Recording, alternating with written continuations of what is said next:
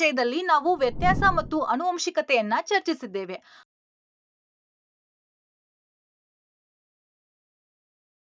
ಅವರ ಪೋಷಕರಿಗೆ ಹೋಲಿಸಿದರೆ ಸಂತಾನದ ಗುಣಲಕ್ಷಣಗಳಲ್ಲಿನ ವ್ಯತ್ಯಾಸವು ವ್ಯತ್ಯಾಸವಾಗಿದೆ ಎಂದು ಈಗ ನಿಮಗೆ ತಿಳಿದಿದೆ. ಆನುವಂಶಿಕತೆಯು ಅವರ ಸಂತತಿಯಿಂದ ಪೋಷಕರ ಪಾತ್ರಗಳ ಆನುವಂಶಿಕತೆಯಾಗಿದೆ.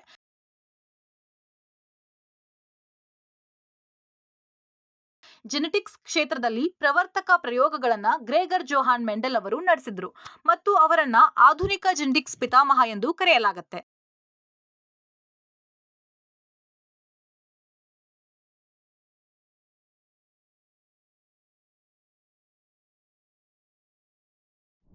ನಾನು ಪುಷ್ಪಾ ಮುರುಗೇಶ್ ಗುಳೇದ್. ಈಗ 10ನೇ ತರಗತಿಯ ಜೀವಶಾಸ್ತ್ರದ ಆನುವಂಶಿಕತೆ ಮತ್ತು ವಿಕಸನದ ಪಾಠದಿಂದ ಮೆಂಡೆಲ್ ಅವರ ಪ್ರಯೋಗಗಳು ಮತ್ತು ಕಾನೂನುಗಳ ಅತ್ಯಂತ ಪ್ರಮುಖ ಮತ್ತು ಆಸಕ್ತಿದಾಯಕ ವಿಷಯವನ್ನ ವಿವರಿಸ್ತೇನೆ.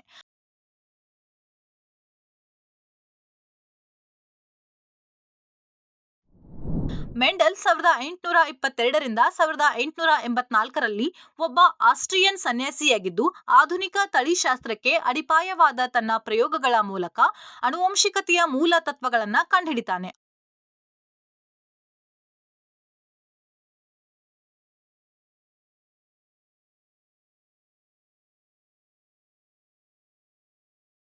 ಅವರು 1822ರಲ್ಲಿ ರೈತರ ಕುಟುಂಬದಲ್ಲಿ ಜನಿಸಿದರು ಮತ್ತು ನಂತರ ಬ್ರನ್ನಲ್ಲಿರುವ ಅಗಸ್ಟಿನಿಯನ್ ಮಠಕ್ಕೆ ಸೇರಿದರು.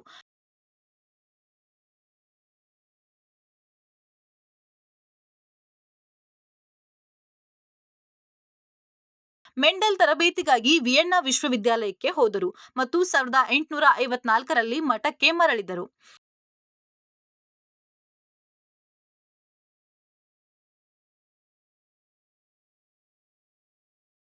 ಅವರು ಪ್ರೌಢಶಾಲೆಯಲ್ಲಿ ಅರ್ಚಕರಾಗಿ ಮತ್ತು ಶಿಕ್ಷಕರಾಗಿ ಕೆಲಸ ಮಾಡಿದರು. ಬಿಡುವಿನ ವೇಳೆಯಲ್ಲಿ ಅವರ ತೋಟದ ಬಟಾಣಿ ಸಸ್ಯಗಳ ಮೇಲೆ ತಮ್ಮ ಪ್ರಸಿದ್ಧ ಪ್ರಯೋಗಗಳನ್ನು ಪ್ರಾರಂಭಿಸಿದರು. ಕಲಿಕೆಯ ಫಲಿತಾಂಶಗಳು. ಈ ವಿಷಯವನ್ನ ಅಧ್ಯಯನ ಮಾಡಿದ ನಂತರ ನೀವು ಇದರ ಬಗ್ಗೆ ತಿಳಿತೀರಿ. ಮೆಂಡೆಲಿಯನ್ ಕಾನೂನುಗಳ ಬಗ್ಗೆ ತಿಳಿಯಿರಿ.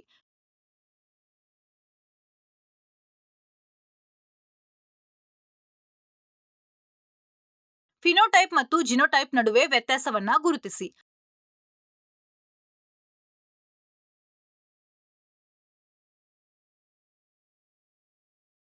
ಮೋನೋಹೈಬ್ರಿಡ್ ಮತ್ತು ಡೈಹೈಬ್ರಿಡ್ ಅಡ್ಡ ಪ್ರಯೋಗಗಳ ಪ್ರಕ್ರಿಯೆಯನ್ನ ಅರ್ಥ ಮಾಡಿಕೊಳ್ಳಿ.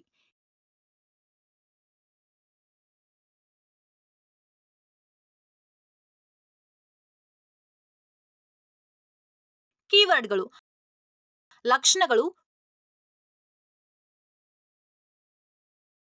Phenotype,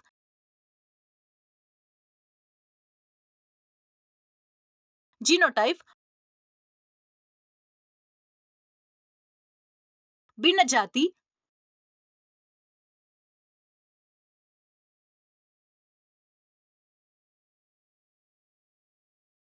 ಹೋಮೋಜೈಗಸ್,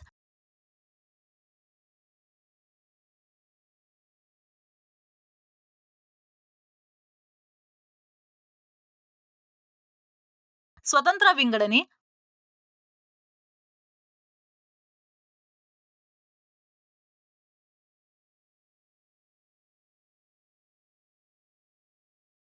allele,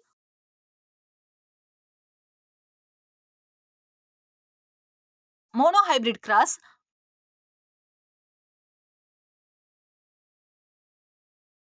dihybrid cross,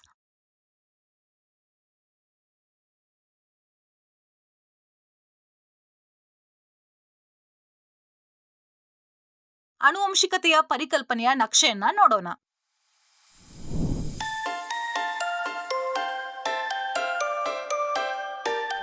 Mendel 34 ವಿಭಿನ್ನ ಪ್ರಭೇದಗಳ ಸುಮಾರು 10,000 ಬಟಾಣಿ ಸಸ್ಯಗಳೊಂದಿಗೆ ಕೆಲಸ ಮಾಡಿದರು.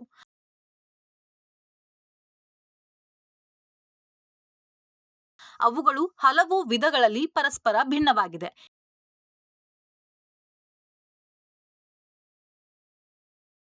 ಹೀಗಾಗಿ ಮೆಂಡೆಲ್ ತನ್ನ ಅಧ್ಯಯನಕ್ಕಾಗಿ ಕೋಷ್ಟಕದಲ್ಲಿ ತೋರಿಸಿರುವಂತೆ 7 ಜೋಡಿ ವ್ಯತಿರಿಕ್ತ ಪಾತ್ರಗಳನ್ನ ಆರಿಸಿಕೊಂಡಿದ್ದರು.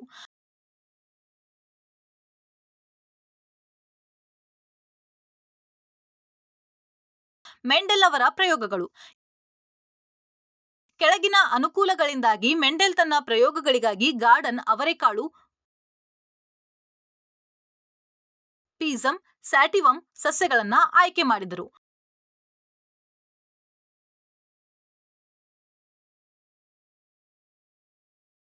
ಒಂದು, ತೆರೆದ ನೆಲದಲ್ಲಿ ಅಥವಾ ಕುಂಡಗಳಲ್ಲಿ ಪ್ರಯೋಗಗಳನ್ನ ನಡೆಸುವುದರಲ್ಲಿ ಅವುಗಳನ್ನ ಸುಲಭವಾಗಿ ಬೆಳೆಸಬಹುದು.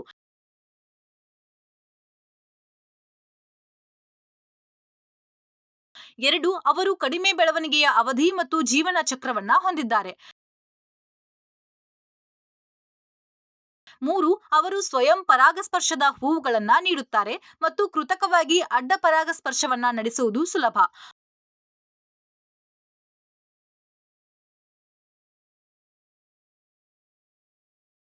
ಅವರು ಹೆಚ್ಚಿನ ಸಂಖ್ಯೆಯ ಬೀಜಗಳನ್ನ ಉತ್ಪಾದಿಸುತ್ತಾರೆ. 5, ಅವರು ವ್ಯತಿರಿಕ್ತ ಆನುವಂಶಿಕ ಪಾತ್ರಗಳನ್ನ ತೋರಿಸುತ್ತಾರೆ. 6, ಅವರ ಅಡ್ಡ ಪರಾಗಸ್ಪರ್ಶದ ಮೂಲಕ ಫಲವತ್ತಾದ ಮಿಶ್ರತಳಿಗಳನ್ನ ಉತ್ಪಾದಿಸುತ್ತಾರೆ. ಮೆಂಡೆಲ್ ಬಟಾಣಿ ಗಿಡಗಳನ್ನ ದಾಟಿ ಪ್ರಯೋಗಗಳನ್ನ ನಡೆಸಿದರು.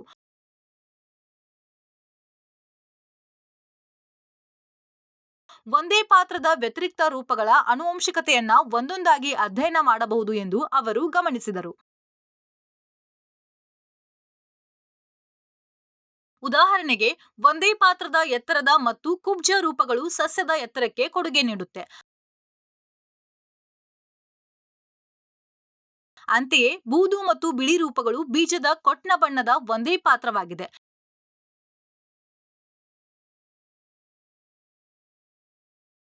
ನಂತರ ಅವರು ಹಲವಾರು ತಲೆಮಾರುಗಳವರೆಗೆ ಸ್ವಯಂ ಪರಾಗಸ್ಪರ್ಶ ಮಾಡಲು ಅವಕಾಶ ನೀಡುವ ಮೂಲಕ ಪ್ರತಿ ವ್ಯತಿರಿಕ್ತ ರೂಪಗಳ ಶುದ್ಧ ಅಥವಾ ನಿಜವಾದ ತಳಿ ಪ್ರಭೇದಗಳನ್ನ ಪಡೆದರು.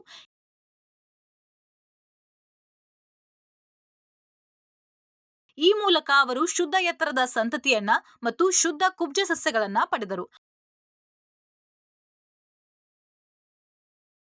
ಅಡ್ಡ ಪರಾಗಸ್ಪರ್ಶ ಮಾಡುವ ಸಸ್ಯಗಳು ಹಳದಿ ಮತ್ತು ಹಸಿರು ಬೀಜಗಳ ಶುದ್ಧ ತಳಿಗಳು ಮೊದಲ ಸಂತಾನ ಅಥವಾ F1 ಪೀಳಿಗೆಯನ್ನ ನೀಡಿತು.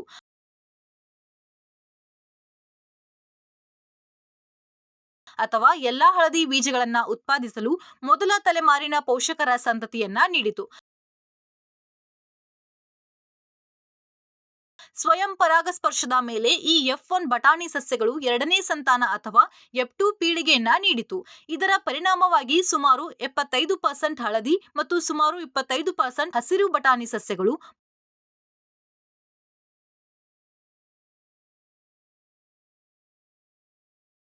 ಮೂರನೇ ಮಕ್ಕಳ ಅಥವಾ F3 ಪೀಳಿಗೆಯು ಸುಮಾರು 25% ರಷ್ಟು ಹಳದಿ ಬೀಜವನ್ನ ನೀಡುವ ಬಟಾಣಿ ಸಸ್ಯಗಳಿಗೆ ಕಾರಣವಾಯಿತು.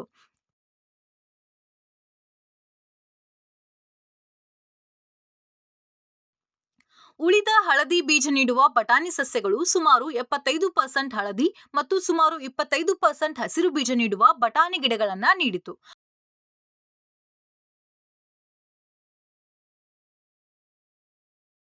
ಹಸಿರು ಬಟಾಣಿಗಳ ಸೆಟ್ ಹಸಿರು ಬೀಜ ನೀಡುವ ಬಟಾಣಿ ಗಿಡಗಳನ್ನ ಮಾತ್ರ ನೀಡಿತು.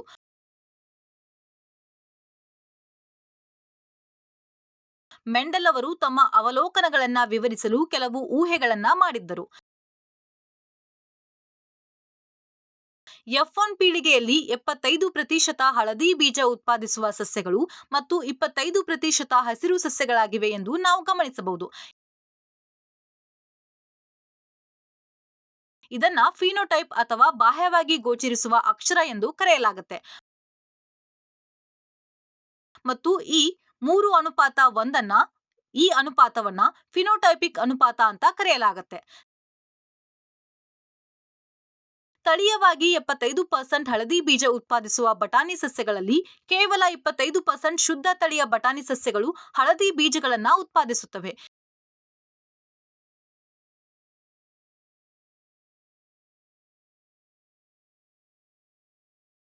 ಇವುಗಳು ಹೋಮೋಜೈಗಸ್ ಮತ್ತು ಒಂದು ಪಾತ್ರವನ್ನ ಪ್ರತಿನಿಧಿಸಲು ಅದೇ ಅಂಶಗಳನ್ನ ಹೊಂದಿವೆ. YY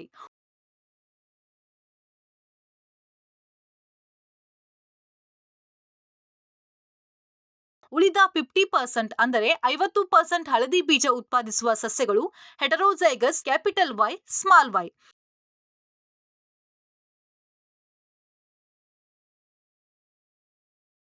ಉಳಿದ 25% ಶುದ್ಧ ಹಸಿರು ಬೀಜ ಉತ್ಪಾದಿಸುವ ಸಸ್ಯಗಳು ಅಥವಾ ಹೋಮೋಜೈಗಸ್ ಪ್ರಕಾರ 2 ಸ್ಮಾಲ್ ವೈಗಳು ವೈ.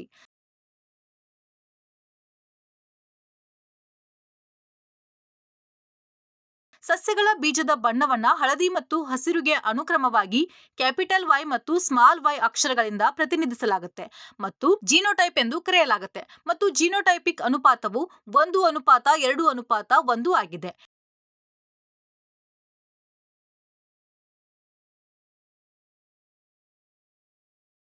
ಎತ್ತರದ ಮತ್ತು ಕುಬ್ಜ ಅಥವಾ ಹಳದಿ ಮತ್ತು ಹಸಿರು ಬೀಜದ ಬಣ್ಣಗಳಂತಹ ಒಂದು ನಿರ್ದಿಷ್ಟ ಪಾತ್ರದಲ್ಲಿ ಭಿನ್ನವಾಗಿರುವ ಎರಡು ಸಸ್ಯಗಳ ನಡುವಿನ ಅಡ್ಡವನ್ನ ಮೋನೋಹೈಬ್ರಿಡ್ ಕ್ರಾಸ್ ಎಂದು ಕರೆಯಲಾಗುತ್ತೆ.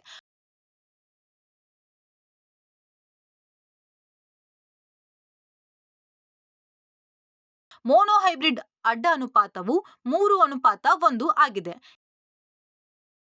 ಎತ್ತರದ ಮತ್ತು ಕುಬ್ಜ ಸಸ್ಯಗಳ ನಡುವಿನ ಅಡ್ಡವು F1 ಪೀಳಿಗೆಯಲ್ಲಿ ಎಲ್ಲಾ ಎತ್ತರದ ಸಮಸ್ಯೆಗಳಿಗೆ ಕಾರಣವಾಯಿತು. ಆದರೆ ಅವರು ಎತ್ತರ ಮತ್ತು ಕುಬ್ಜತೆ ಎರಡಕ್ಕೂ ಅಂಶಗಳನ್ನ ಒಳಗೊಂಡಿರಬೇಕು. ಏಕೆಂದರೆ F1 ಸಸ್ಯಗಳು ಸ್ವಯಂ ಪರಾಗಸ್ಪರ್ಶವಾದಾಗ F2 ಪೀಳಿಗೆಯು ಎತ್ತರ ಸಸ್ಯಗಳೊಂದಿಗೆ ಕೆಲವು ಕುಬ್ಜ ಸಸ್ಯಗಳನ್ನ ಉತ್ಪಾದಿಸಿತು.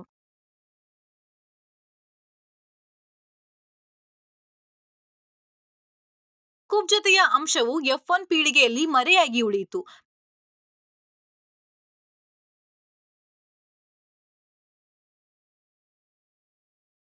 ಮೆಂಡೆಲ್ ಈ ಅಂಶವನ್ನ ಕುಬ್ಜತನದ ಮೇಲೆ ಎತ್ತರದ ಪ್ರಾಬಲ್ಯ, ಹಿಂಜರಿತ ಅಂಶ ಎಂದು ಕರೀತಾರೆ.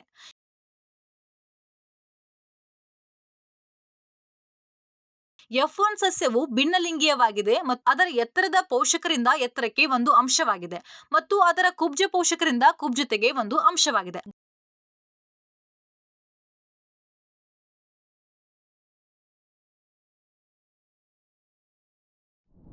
ಡೈಹೈಬ್ರಿಡ್ ಕ್ರಾಸ್ ಒಂದೇ ಸಮಯದಲ್ಲಿ ಎರಡು ಜೋಡಿ ವ್ಯತಿರಿಕ್ತ ಗುಣಲಕ್ಷಣಗಳನ್ನ ಆನುವಂಶಿಕತೆಯನ್ನ ಒಳಗೊಂಡಿರುತ್ತೆ.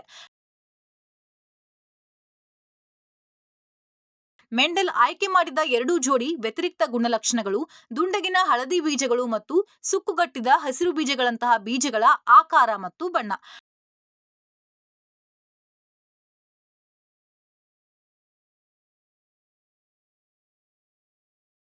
ಮೆಂಡೆಲ್ ಮೊದಲ ಬಾರಿಗೆ ಶುದ್ಧ ಸಂತಾನೋತ್ಪತ್ತಿ ಸಸ್ಯಗಳನ್ನ ಸುತ್ತಿನಲ್ಲಿ ಹಳದಿ ಬೀಜಗಳನ್ನ ಹೊಂದಿರುವ ಮತ್ತು ಸುಕ್ಕುಗಟ್ಟಿದ ಹಸಿರು ಬೀಜಗಳನ್ನ ಹೊಂದಿರುವ ಶುದ್ಧ ಸಂತಾನೋತ್ಪತ್ತಿ ಸಸ್ಯಗಳೊಂದಿಗೆ ದಾಟಿದರು.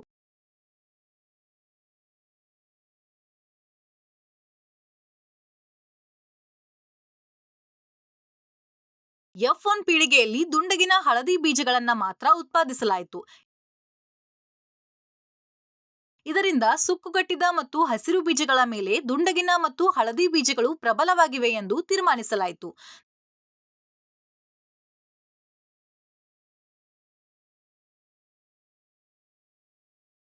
ದುಂಡಗಿನ ಹಳದಿ ಬೀಜಗಳನ್ನ ಹೊಂದಿರುವ F1 ಪೀಳಿಗೆಯ ಬಟಾಣಿ ಸಸ್ಯಗಳ ಮಿಶ್ರ ತಳಿಗಳನ್ನ ಸ್ವಯಂ ಪರಾಗಸ್ಪರ್ಶದಿಂದ ದಾಟಿದಾಗ F2 ಪೀಳಿಗೆಯಲ್ಲಿ ವಿವಿಧ ಆಕಾರ ಮತ್ತು ಬಣ್ಣದ ಸಂಯೋಜನೆಯಿಂದಾಗಿ 4 ವಿಧದ ಬೀಜಗಳನ್ನ ಪಡೆಯಲಾಯಿತು.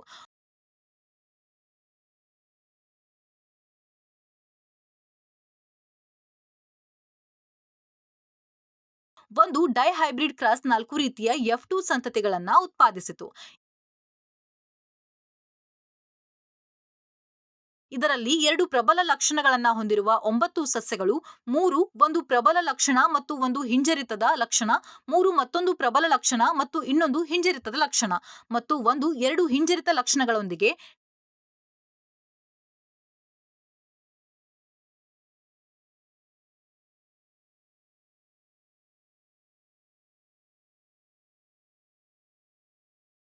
ಡಿಹೈಬ್ರಿಡ್ ಕ್ರಾಸ್ ಸಮಯದಲ್ಲಿ F2 ಪೀಳಿಗೆಯಲ್ಲಿ ದುಂಡಗಿನ ಹಸಿರು ಮತ್ತು ಸುಕ್ಕುಗಟ್ಟಿದ ಹಳದಿ ಲಕ್ಷಣಗಳ ಎರಡೂ ಹೊಸ ಸಂಯೋಜನೆಗಳು ಕಾಣಿಸಿಕೊಂಡವು.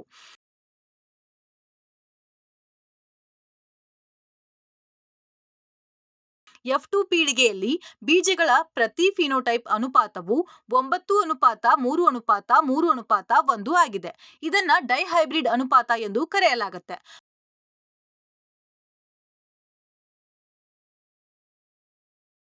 ಪ್ರತಿಯೊಂದು ಗುಣಲಕ್ಷಣದ ಅಂಶಗಳು ಸ್ವತಂತ್ರವಾಗಿರುತ್ತೆ ಮತ್ತು ಗ್ಯಾಮೆಟ್ಗಳಲ್ಲಿ ತಮ್ಮ ಗುರುತುಗಳನ್ನ ಕಾಪಾಡಿಕೊಳ್ಳುತ್ತೆ. ಪುನ್ನೆಟ್ ಸ್ಕ್ವೇರ್ ಎಂಬುದು ಒಂದು ಚಿಕ್ಕ ಬೋರ್ಡ್ ರೂಪವಾಗಿದ್ದು ಇದನ್ನ ಬ್ರಿಟಿಷ್ ತಳಿಶಾಸ್ತ್ರಜ್ಞ ಆರ್ಸಿ ಜೆನೆಟಿಕ್ಸ್ ಅಧ್ಯಯನಕ್ಕಾಗಿ ಪುನ್ನೆಟ್ ಆನುವಂಶಿಕ ಶಿಲುಬೆಯಲ್ಲಿ ಸಂತಾನದ ಎಲ್ಲಾ ಸಂಭವನೀಯ ಜಿನೋಟೈಪ್ಗಳ ಸಂಭವನೀಯತೆಯನ್ನ ಲೆಕ್ಕಾಚಾರ ಮಾಡಲು ಇದು ಚಿತ್ರಾತ್ಮಕ ನಿರೂಪಣೆಯಾಗಿದೆ.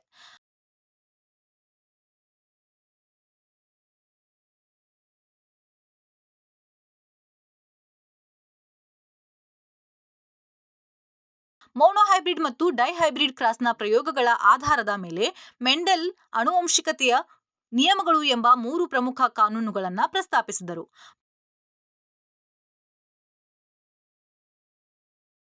ಪ್ರಾಬಲ್ಯ ನಿಯಮ: ಒಂದು ಅಥವಾ ಹೆಚ್ಚಿನ ವ್ಯತಿರಿಕ್ತ ಅಕ್ಷರಗಳನ್ನು ಹೊಂದಿರುವ ಇಬ್ಬರು ಹೋಮೋಝೈಗಸ್ ವ್ಯಕ್ತಿಗಳನ್ನು ದಾಟಿದಾಗ F1 ಹೈಬ್ರಿಡ್ನಲ್ಲಿ ಕಂಡುಬರುವ ಅಕ್ಷರಗಳು ಪ್ರಬಲವಾಗಿರುತ್ತವೆ ಮತ್ತು F1 ನಲ್ಲಿ ಕಾಣಿಸಿದವುಗಳು ಹಿಂಜರಿತದ ಅಕ್ಷರಗಳಾಗಿವೆ.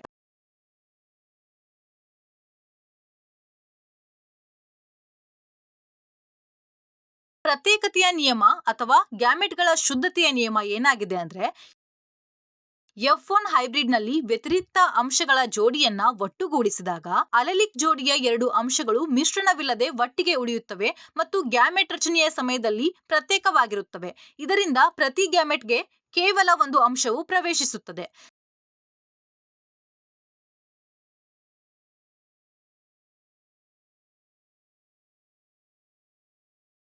ಸ್ವತಂತ್ರ ವಿಂಗಡಣೆಯ ಕಾನೂನು ಏನಾಗಿದೆ ಅಂದ್ರೆ 2 ಅಥವಾ ಹೆಚ್ಚಿನ ಜೋಡಿ ಪಾತ್ರಗಳ ಆನುವಂಶಿಕತೆಯ ಸಂದರ್ಭದಲ್ಲಿ ಒಂದು ಜೋಡಿಯ ಅಂಶಗಳು ಅಥವಾ ಜೀನ್ಗಳು ಇತರ ಜೋಡಿಯಿಂದ ಸ್ವತಂತ್ರವಾಗಿ ವಿಂಗಡಿಸುತ್ತವೆ.